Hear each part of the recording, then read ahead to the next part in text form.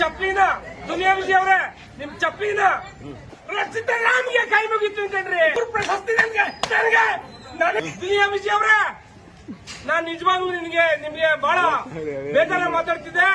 ನಿನ್ನ ಚಪ್ಲಿ ಕಂಡು ನಾನು ಬೆಳಗ್ಗೆ ನಿಲ್ತೀನಿ. ದುನಿಯಾ ವಿಜಯ್ ರಚಿತ ರಾಮ್ಗೆ ಕೈ ಮುಗಿತು ಕಣ್ರಿ. ಏನ್ರಿ ಅಕ್ಕಂದು ಆಕ್ಟಿಂಗು ಬೆಂಕಿ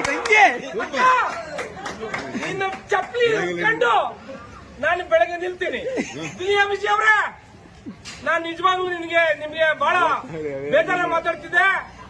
ನಿಜ ನಿಮ್ಮ ಆಕ್ಟಿಂಗು ಜನಗಳಿಗೆ ಹೇಳುವಂತ ಮೆಸೇಜ್ ನಿಜವಾಗ್ಲೂ ಸೂಪರ್ ರೀ.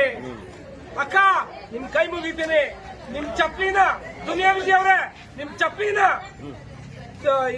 ರಚಿತಾ ರಾಮ್ರೆ ನಿಮ್ ಚಪ್ಪಲಿ ಎತ್ಕೊಂಡು ಒಂದ್ ದಿವಸ ನಿಮ್ಮ ಒಂದಿನ ಇರ್ತೀನಿ ಮೇಡಮ್ ಅವ್ರೆ. ಯಾಕೆ ಅಂತಂದ್ರೆ ಈ ಸಿನಿಮಾ ನಿಜವಾಗ್ಲೂ ಯಾವಾಗ ಬರ್ಬೇಕಾಯ್ತು.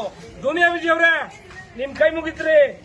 ಇಂಥ ಸಿನಿಮಾ ಕೊಟ್ಟು ನಮ್ಮ ಜನಾಂಗಕ್ಕೆ ಇಲ್ಲಿ ಜನಾಂಗಕ್ಕೆ ಒಳ್ಳೆ ಹೆಸರು ಮಾಡಿದ್ಯಾ.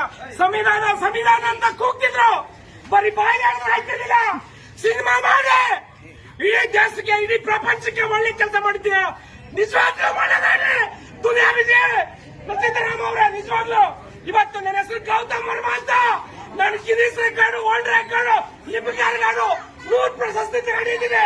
ಇವತ್ತು 100 ಪ್ರಶಸ್ತಿ ನನಗೆ 100 ಪ್ರಶಸ್ತಿ ಬಂದಂಗ ಆಗಿದೆ. ದುನಿಯಾ ವಿಜಯ್ ಅವರೇ, 100 ಪ್ರಶಸ್ತಿ ನಿನ್ನ ಕಾಲ್ ಕಡೆದಿದ್ದೀನಿ ದುನಿಯಾ ವಿಜಯ್ ಅವರೇ.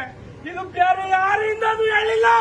ಈ ಸಿನಿಮಾನ ಕರ್ನಾಟಕದ ಜನ ನನ್ನ ಎಲ್ಲ ಹೆಣ್ಮಕ್ಳುಗಳು ನೋಡ್ಬೇಕು. ಕೈ ಮುಗಿದೆ ಎಲ್ಲ ಹೆಣ್ಮಕ್ಳುಗಳು ನೋಡ್ಬೇಕು.